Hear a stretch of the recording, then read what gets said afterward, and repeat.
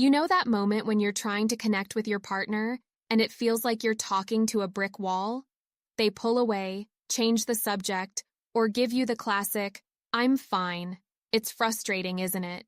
You're not asking for the world, you just want them to let you in. Here's the thing, it's not because they don't care about you. When someone has an avoidant attachment style, opening up can feel as scary to them as skydiving without a parachute. But don't worry. Today, I'm going to show you how to gently encourage your partner to open up, step by step, in a way that feels safe for them, and doesn't leave you feeling like you're banging your head against the wall. Let's start with a bit of understanding. People with avoidant attachment didn't just wake up one day and decide they were going to have trouble sharing their feelings. This often comes from past experiences where they learned that being vulnerable wasn't safe. Maybe they grew up in a home where emotions weren't talked about, or they were made to feel like their feelings weren't important. So now, as adults, when emotions come into play, their instinct is to shut down or pull back. It's not about you. It's a survival mechanism they've been carrying for years. When you try to get close and they seem distant, it's not because they don't want connection.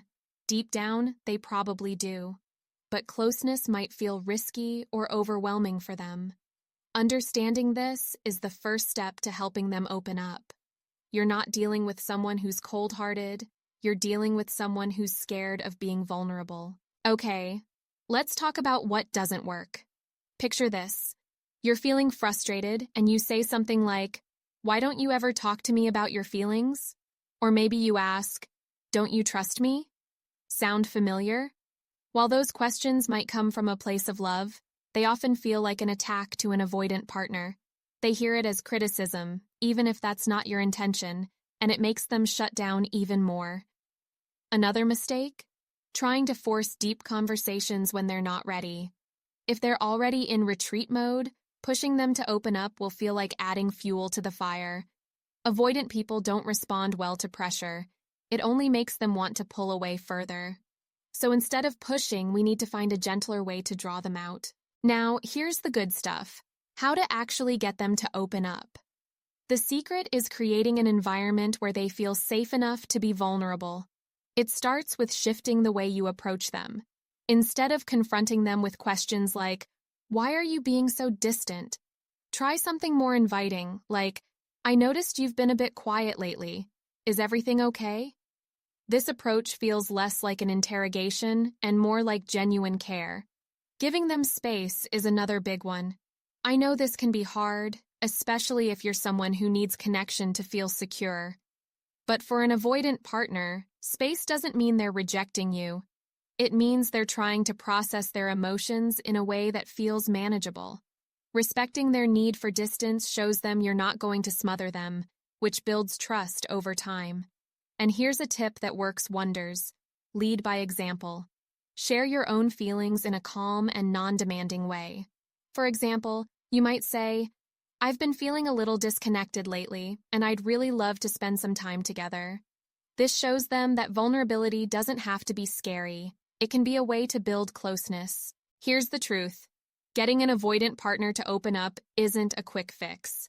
It's not going to happen overnight, and there will probably be times when they take a step forward and 2 steps back. But that's okay. What matters is showing up consistently and patiently. Avoidant people need to see that you're steady and that you're not going to run away at the first sign of difficulty. That said, it's important to take care of yourself too. Supporting an avoidant partner can be draining if you don't have your own emotional balance. Make sure you're getting what you need, whether that's talking to a friend, journaling, or even seeing a therapist. The more grounded you are, the easier it will be to handle those moments when your partner pulls away. At the end of the day, helping your avoidant partner open up is about creating a relationship where they feel safe enough to let their guard down. It's not about fixing them or demanding vulnerability. It's about fostering connection in a way that feels natural and sustainable for both of you.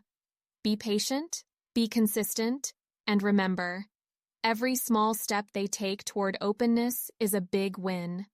For more insights and practical tools, check out my books on attachment and relationships. Links are in the description below. And hey, If you found this video helpful, don't forget to give it a thumbs up, subscribe to the channel, and let me know your thoughts in the comments. I'd love to hear from you.